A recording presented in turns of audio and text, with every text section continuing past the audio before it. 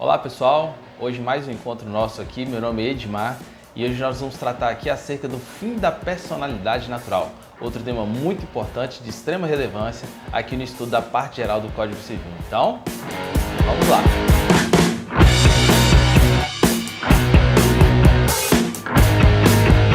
Olá pessoal, aqueles que ainda não me seguem aí nas redes sociais, meu Instagram vou colocar aqui embaixo, é edmar.adv. Quem tiver dúvidas, etc., é só me enviar que eu teria o maior prazer em ajudá-los no esclarecimento de algum ponto aí relevante aqui do nosso estudo. Hoje, como eu falei anteriormente, nós vamos abordar acerca do fim da personalidade natural. Nós já vimos em outros vídeos já postados aqui nesse canal que a personalidade da pessoa natural ela começa do nascimento com vida. O nascimento com vida marca, portanto, o início da personalidade. Essa personalidade, então, ela se inicia ao nascimento e tem o seu fim com a morte do cidadão, com a morte da pessoa natural. Então, o fim da personalidade da pessoa natural se dá com o episódio morte, está com o acontecimento morte. Quem diz isso pra gente é o artigo 6º do Código Civil, que nós vamos ler aqui nesse momento.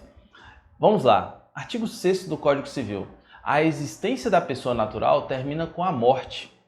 Presume-se esta quanto aos ausentes, nos casos em que a lei autoriza a abertura de sucessão definitiva. Para esse primeiro momento, nós vamos trabalhar com a primeira parte do artigo 6º, que diz o seguinte: a existência da pessoa natural termina com a morte. Então, o fim da personalidade da pessoa natural, como eu disse anteriormente, termina com a morte. Eu já disse em outros vídeos aqui que o nosso Código Civil ele é muito bem organizado nesse sentido. Ele permeia toda a vida da pessoa natural até o seu fim, que é exatamente que se dá no momento da morte. Já disse também para vocês em outras oportunidades que a personalidade natural, que a personalidade da pessoa natural, uma vez adquirida ao nascimento, só vai se perder no momento em que a pessoa falece, no momento em que a pessoa morre. Tudo bem, Edmar? Aqui tá fácil, morreu, fim da personalidade natural. Para que esse vídeo? É para falar com vocês que no nosso ordenamento jurídico não existe apenas um tipo de morte. Aí brincou, né? Como assim? Não tem só um tipo de morte? Não, não tem só um tipo de morte. Edmar, só existe um tipo de morte. A pessoa morreu, tá lá o corpo, teve o sepultamento, não há que se falar em outro tipo de morte. Ah, sim, meus amigos e minhas amigas. À luz do Código Civil, nós temos outros tipos de morte. Na verdade, à luz do próprio artigo 6º que eu acabei de ler para vocês. A primeira parte do artigo 6º, ele traz o conceito de uma espécie de morte à luz do Código Civil e a segunda parte, outra espécie de morte. Então, eu vou ler novamente o artigo 6º para que vocês consigam diferenciar esses dois tipos de mortes que nós temos no nosso direito civil. Vamos lá, artigo 6º. A existência da pessoa natural termina com a morte. Ok, o que seria a morte? Tem um conceito bacana do livro do Gagliano Filho, que ele diz o seguinte: a morte ocorre quando cessam as funções vitais do indivíduo e, consequentemente, ocorre a parada do sistema cardiorrespiratório. Atualmente, o critério levado em conta para a aferição da morte é o da chamada morte encefálica, em que há a cessação da atividade cerebral devido ao seu caráter irreversível. Na atualidade, não basta apenas que o sistema cardiorrespiratório tenha parado, é necessário que as funções cerebrais também tenham cessado. Na verdade, isso está muito ligado à Lei 9434. A Lei 9434 de 97 é uma lei que trata sobre o transplante de órgãos.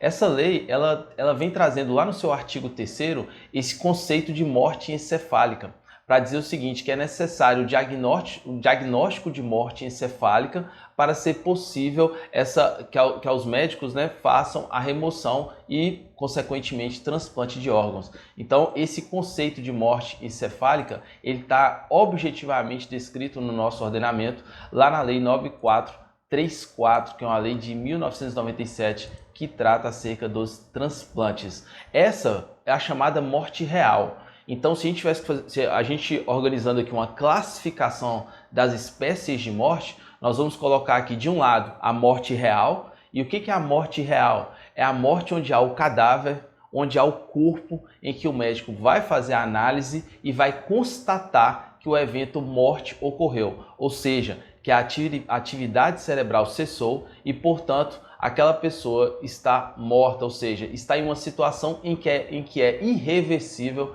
a sua situação. Essa é a morte talvez que todos conheçam ou que a maioria conheça. É a chamada morte real. Então a personalidade da pessoa natural termina com a morte. Primeira espécie, morte real. É quando existe o corpo e que o médico vai atestar que houve o evento morte. Ele vai atestar que a atividade cerebral cessou, vai explicar o motivo dessa morte e aí, a partir daí, vai ser elaborado certidão de óbito, etc., para enfim ser feito o sepultamento dessa pessoa. Ok, mas essa é a primeira espécie de morte. Edmar, qual é as outras espécies de morte? A segunda espécie de morte que nós vamos tratar aqui hoje é a chamada morte presumida. Como assim morte presumida? Enquanto na morte real nós temos um cadáver em que o médico irá fazer toda a análise, na morte presumida não há cadáver. Não há corpo para ser avaliado pelo médico e para que o médico emita o seu atestado. Não existe isso. Mas como assim? A pessoa morreu e não tem cadáver? Existem muitos exemplos disso no nosso dia a dia. E eu quero trazer aqui para vocês um exemplo que é mais comum, que é um tanto recente, né? Mas eu vou trazer esse exemplo porque ele marcou, foi uma tragédia que marcou realmente o nosso país, que foi aquela tragédia de Brumadinho, né? Onde houve o rompimento da barragem, né? Aquela situação toda que todos vocês já bem conhecem, né? Da mídia e de outros canais aí de comunicação. Muita gente morreu, foi uma tragédia completa.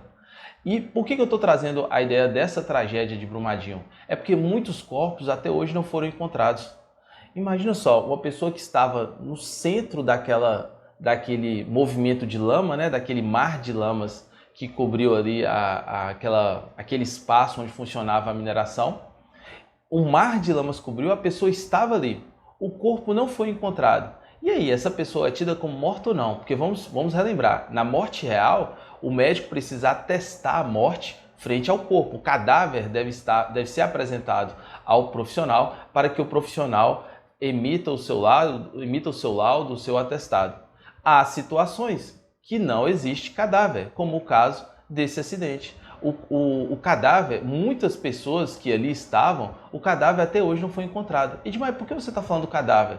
Porque a possibilidade de encontrar uma pessoa viva ali nos dias de hoje é quase impossível. Primeiro, pelo tempo que já se passou. Segundo, porque foi um mar de lamas, toneladas e mais toneladas de lamas sobre as pessoas. Então, nesses tipos de acidente em que o corpo não é encontrado, mas existe uma extrema possibilidade de a pessoa ter falecido, nesses casos, pode ocorrer a chamada morte presumida, em que presume-se que a pessoa morreu, apesar de não ter um cadáver ali para que o médico analise e emita o seu atestado. Então, a chamada morte presumida é a morte que é determinada, ainda que não tenha a apresentação de um cadáver para o médico emitir o seu laudo, o seu atestado. De um lado, morte real, é necessário a análise pelo profissional. Do outro lado, morte presumida, onde presume-se que a pessoa faleceu devido às circunstâncias em que ela estava. Tudo bem até aqui? Então, dois conceitos importantes: morte real, morte presumida.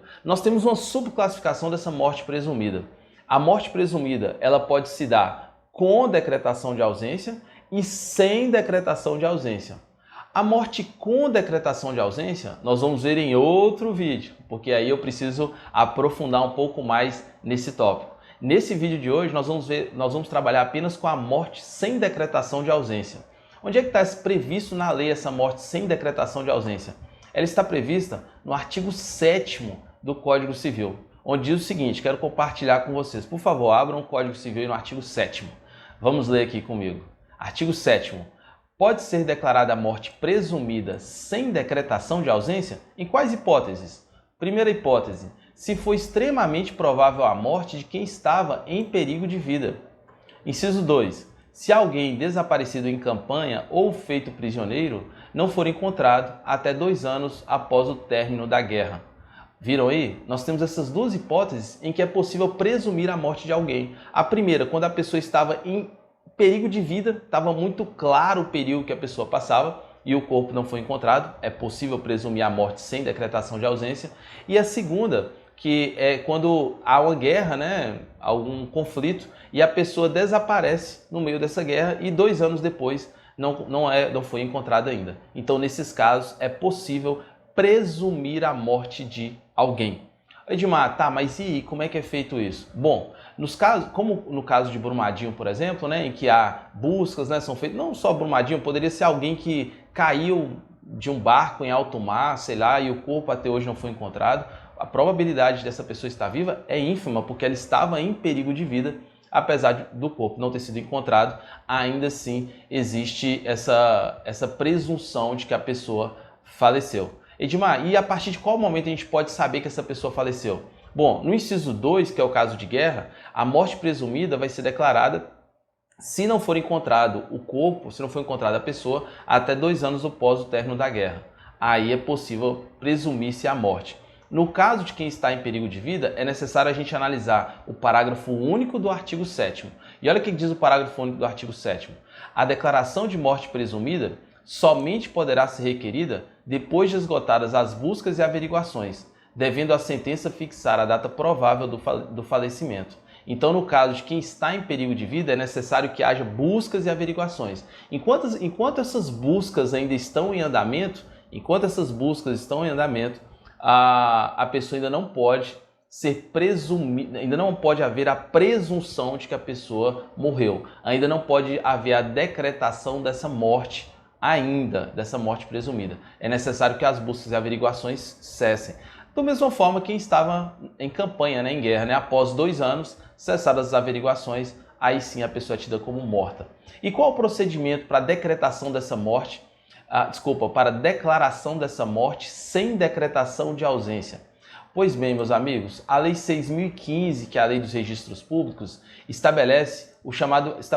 trata do chamado procedimento de justificação para o assento de óbito de pessoas desaparecidas. Justificação para o assento de óbito. Esse é um procedimento judicial, então essa declaração de morte sem decretação de ausência, ela tem que ser feita judicialmente por esse chamado procedimento de justificação de óbito, ok?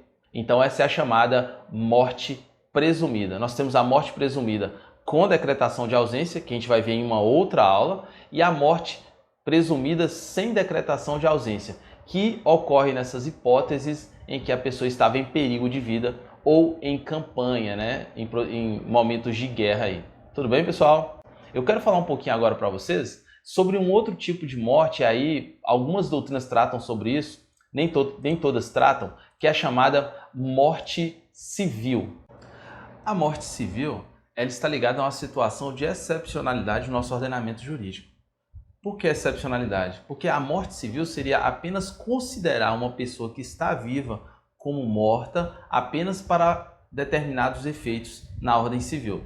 Como o nosso ordenamento determina que a personalidade começa com o nascimento com vida e termina com a morte, é tida como exceção a ideia da morte civil, justamente porque a personalidade ela dura durante toda a vida. Então, durante esse período, não há como conceber que uma pessoa morra para fins de direito. Portanto, a morte civil deve ser vista com exceção, tudo bem? Então, para a morte civil, para o conceito de morte civil, seria a ideia de uma pessoa viva, gozando da sua personalidade, da sua capacidade, ser tida como morta para determinados efeitos legais. Onde é que está isso no nosso ordenamento? O artigo 1816 do Código Civil traz um dos pouquíssimos exemplos que a gente ainda tem no nosso ordenamento, esses resquícios aí da chamada morte civil. O que diz o artigo 1816? Vou ler para vocês. Artigo 1816. São pessoais os efeitos da exclusão. Os descendentes do herdeiro excluído sucedem como se ele morto fosse, antes da abertura da sucessão. Existem algumas situações em que o herdeiro matou, o descendente matou o ascendente. Vou exemplificar para ficar mais fácil aqui da gente conversar. O filho matou o pai. No caso em que o descendente, o herdeiro, mata o ascendente, nesse caso em que o filho mata o pai, esse filho ele deve ser excluído do procedimento sucessório. Ele não vai suceder ao pai, ou seja, ele não vai receber os bens do pai que ele mesmo faleceu. Nesses casos de exclusão do herdeiro, os casos de exclusão do herdeiro, é que se dá a chamada morte civil. Porque como ele vai ser excluído da sucessão, é como se esse herdeiro morto fosse. É como se esse filho que matou o pai também estivesse morto no momento do procedimento de inventário, herança, etc., no momento em que haveria o procedimento sucessório. Então, se esse filho que matou o pai também tivesse filhos, esses filhos dele que iriam suceder, que iriam receber a herança, porque ele foi excluído. É como se ele estivesse morto naquele momento. É a chamada morte civil. Tudo bem, pessoal? Então já vimos hoje a morte real, a morte presumida com sem decretação de ausência, a morte com decretação de ausência veremos em outro vídeo, e agora a chamada morte civil. Para a gente finalizar aqui o nosso encontro de hoje, vamos dar uma olhadinha na chamada comoriência. O que é a comoriência? Comoriência está no artigo 8º do nosso Código Civil, e nós vamos ler aqui agora, nesse momento, o artigo 8º do Código Civil. Diz assim o artigo 8º. Se dois ou mais indivíduos faleceram na mesma ocasião, não se podendo averiguar se algum dos comorientes precedeu aos outros, presumir-se-ão simultaneamente mortos. Que loucura é essa de comoriência? Comoriência é o nome que o Código Civil dá para aquela situação em que duas ou mais pessoas morrem ao mesmo tempo e não é possível saber quem morreu primeiro que o outro. Vamos imaginar aqui um acidente de carro, aliás, um acidente de avião, né? O avião está descendo, está viajando normalmente ali, sobrevoando alguma área, e ele tem 70 passageiros ali dentro. De repente tem uma pane e o avião cai. O avião cai e explode, as 70 pessoas morrem. Vocês acham que é possível aos legistas, aos profissionais em geral, determinar quem morreu primeiro ali naquele acidente? Dificilmente eles conseguirão averiguar isso. Pode até ser que seja capaz disso, mas dificilmente conseguirão. Nessas hipóteses em que mais de uma pessoa morre ao mesmo tempo, em que não é possível saber quem morreu primeiro, nós chamamos, o Código Civil chama de comoriência. E aí você vai perguntar, que conceito mais bobo, para que a gente tem que saber isso? A coisa meio óbvia, não dá para saber quem morreu primeiro, tudo bem. Todo mundo morreu junto e não há o que se discutir mais. Então, mas não é bem assim. Existem reflexos muito importantes quando a gente fala de morte no nosso ordenamento, sobretudo relacionado ao direito sucessório, ao direito de suceder, ao direito à herança, para ficar um pouco mais tranquila aqui a linguagem. Vou dar um exemplo para vocês vão entender o que eu estou falando. É um exemplo da doutrina, inclusive, tá? O que a doutrina fala? Olha que exemplo bacana, que esclarece muito sobre comoriência para a gente. Estão viajando aqui em um carro. Esposa e marido, ok? Esposa e marido viajam, são casados e viajam em um carro. Esse carro bate, capota, tal, confusão, os dois morrem. Temos dois primos, um primo da esposa e um primo do marido. São as únicas pessoas capazes de buscar a herança aqui, porque não há nenhum outro herdeiro aqui possível, tá? Não tem pai, só tem esses primos nesse exemplo. Um primo da esposa e um primo do marido, beleza? Eles estão buscando a herança desses dois. Muito bem, meus caros. Se o legista, se o profissional chega no acidente, analisa o corpo, analisa a situação e fala o seguinte, olha, a esposa morreu primeiro, 10 minutos depois morreu o marido. Significa dizer que não há comoriência. Primeiro morreu a esposa, depois morreu o marido. Qual é o efeito sucessório disso? Se a esposa morreu primeiro, o marido sucedeu a esposa em termos de direito sucessório. E, portanto, e depois ele morreu, portanto, apenas o primo do marido vai herdar todos os bens que compunham o patrimônio desse casal, ok? Da mesma forma, se o profissional falar, olha, quem morreu primeiro foi o marido, 10 minutos depois, 1 hora depois, a mulher morreu. A mulher ainda foi para o hospital, conseguiram salvar e tal, mas morreu um dia depois. Se for possível dizer que o marido morreu primeiro, depois a esposa, o marido morreu, a esposa que permaneceu viva sucedeu ao marido com relação a esses bens, e quando ela falece, apenas o primo dela vai ter direito a essa herança. Agora vamos à ideia da comoriência? Se os dois morreram ao mesmo tempo, se não tem como precisar quem morreu primeiro, aplica-se a comoriência, ou seja, os dois morreram ao mesmo tempo. O que significa dizer que os dois morreram ao mesmo tempo? Significa que um não sucederá ao outro nesse procedimento sucessório. Nenhum sucederá ao outro nessa herança, nessa administração desses bens, nessa propriedade sobre esses bens, ok? Se nenhum sucedeu ao outro, se eles morreram ao mesmo tempo, tanto o primo da esposa vai conseguir o seu direito à herança, quanto o primo do marido também vai conseguir. Cada um vai herdar a meação que caberia, a parte do patrimônio do casal que caberia a cada um. Viu aí a importância da comoriência? Se há comoriência, se foi determinada a comoriência, ou seja, se foi determinado que morreram ao mesmo tempo, porque não tem como precisar quem morreu primeiro, não haverá sucessão entre os que faleceram. Então, no meu exemplo, cada um vai herdar a parte equivalente a cada cônjuge aqui, ao marido e à esposa. Então, a importância da comoriência no nosso ordenamento, ela é muito grande. Tudo bem, pessoal? Só para revisar, morte real, quando há o cadáver, o médico analisa e emite atestado, né? Aí daí vai ser gerada a certidão de óbito, etc. Morte presumida, quando não tem cadáver, mas por conta das circunstâncias em que a pessoa se encontrava, é possível presumir que a pessoa morreu. Morte presumida com decretação de ausência, veremos em outro vídeo.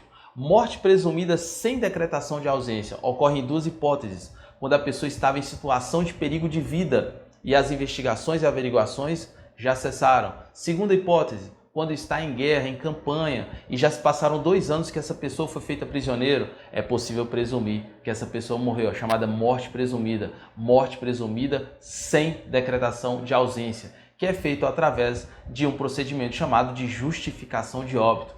Terceiro, morte civil é quando a pessoa é tida como morta apenas para determinados efeitos civis, apesar de a pessoa estar viva, deve ser vista como exceção e está prevista um dos exemplos no artigo 1816 do Código Civil. E por último que nós vimos aqui, comoriência, quando 2 ou mais pessoas morrem em determinada situação e não é possível averiguar quem morreu primeiro. Nesse caso, nenhum sucede ao outro. Tudo bem, pessoal? Chegamos ao final desse vídeo aqui. Vimos aqui os termos adequados, as questões adequadas com relação à chamada morte, ao chamado fim da personalidade da pessoa natural. Espero que vocês tenham gostado, que vocês tenham compreendido. E se gostaram e compreenderam, curta, compartilhe, se inscreva no nosso canal, porque sempre vai ter vídeos bacanas aqui com relação ao direito civil. Beleza, galera? Obrigado, fique com Deus, beijo no coração, até a próxima. Tchau, tchau.